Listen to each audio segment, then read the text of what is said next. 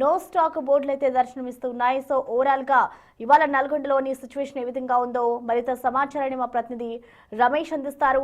రమేష్, అసలు నల్గొండలో present situation ఏ విధంగా ఉంది? అసలు బంకులు వద్ద పెట్రోల్ అందుబాటులో ఉంటుందా? డీటెయిల్స్ ఎలా ఉన్నాయి?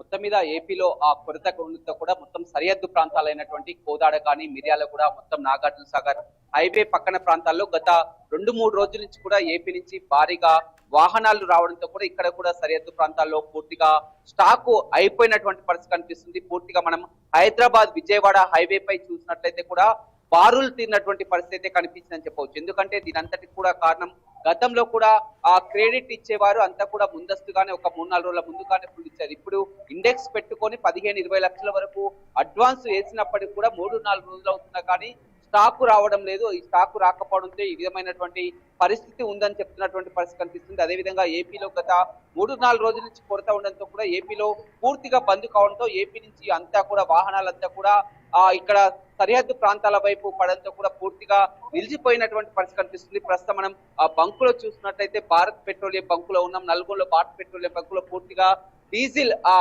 నిలిచిపోయింది. అక్కడ కూడా వచ్చి వెనుతిరిగి వెళ్తున్నటువంటి పరిస్థితి అయితే కనిపించిందని చెప్పవచ్చు.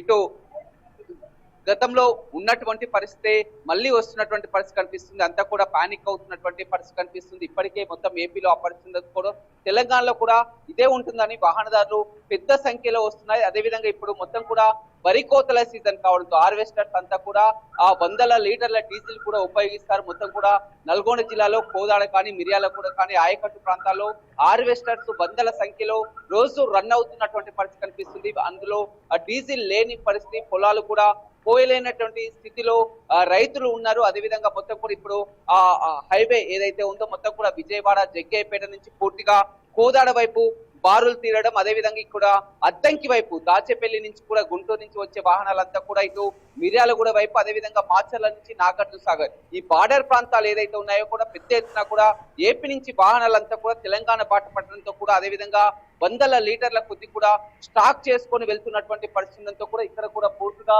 నో స్టాక్ బోర్డు అయితే దర్శనమిస్తున్నటువంటి పరిస్థితి అయితే కనిపించని చెప్పవచ్చు. మనం మిర్యాలగూడ, కోదాడ, అదేవిధంగా హైదరాబాద్ విజయవాడ వైపు జాతీయ రహదారిపై పూర్తిగా ఇదే విధమైనటువంటి పరిస్థితి ఉంది. కాస్త కొంత మొత్తం కూడా పెట్రోల్ వరకు కూడా సమస్య లేనప్పటికీ కూడా పెట్రోల్ వరకు ఇప్పుడు కూడా పెట్రోల్ కూడా నిలిచిపోయే ప్రమాదం ఉంది.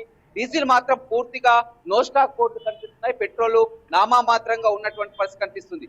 ఏదేమైనప్పటికీ కూడా ఇంకో 2-3 రోజుల్లో కూడా పూర్తిగా మొత్తం కూడా ఇవి కూడా బంద్ అయ్యే ఉంటాయని కూడా మేనేజర్లు కూడా చెప్తున్నటువంటి పరిస్థితి కనిపిస్తుంది. ఎందుకంటే గతంలో మొత్తం క్రెడిట్ ఇచ్చేవారు అయినా కానీ ఇప్పుడు డబ్బులు వేసినప్పటికీ కూడా ఇండెక్స్ పెట్టుకున్నప్పటికీ కూడా మొత్తం కూడా ట్యాంకర్లు సరఫరా అవటం లేదు. ఒకవేళ కొద్దిపాటి ట్యాంకర్ వచ్చినా కానీ ఒక్క రోజుకే అయిపోతుంది. అదేవిధంగా ఏపీ నుంచి కూడా వాహనాలు పెద్ద సంఖ్యలో ఇక్కడికి వస్తుండడంతో కూడా ఈ కొరత ఏర్పడిందని చెప్పవచ్చు. ఇంకా కొరత పెరిగే అవకాశం అయితే కనపడుతుందని చెప్పవచ్చు. ఇప్పటికే కొంతమంది కూడా వచ్చి వాహనాల్లో ముందస్తుగానే మొత్తం కూడా ఉన్న పెట్రోల్ కూడా అయిపోతుందని కూడా వాహనాల్లో ఫుల్ ట్యాంక్ చేసుకుంటున్నటువంటి పరిస్థితి అయితే నల్గొండ జిల్లా కనపడుతుంది. ఎక్కువగా హైదరాబాద్ విజయవాడ జాతీయ రహదారిపై మాత్రం కిలోమీటర్ల మేర రద్దీ బంకులపై కనపడుతుంది. ఎందుకంటే ఏపీ నుంచి వచ్చే వాహనాలంతా కూడా హైదరాబాద్ వైపు వెళ్లాలంటే కూడా అక్కడ కోదాడ కానీ సూర్యాపేట కానీ చౌటుప్పల్ ప్రాంతాల్లో హైవేపై బంకులన్నీ ఇప్పటికే నో స్టాక్ బోర్డులు దర్శనమిస్తున్నటువంటి పరిస్థితి అయితే నల్గొండ జిల్లాలో కనపడుతుంది.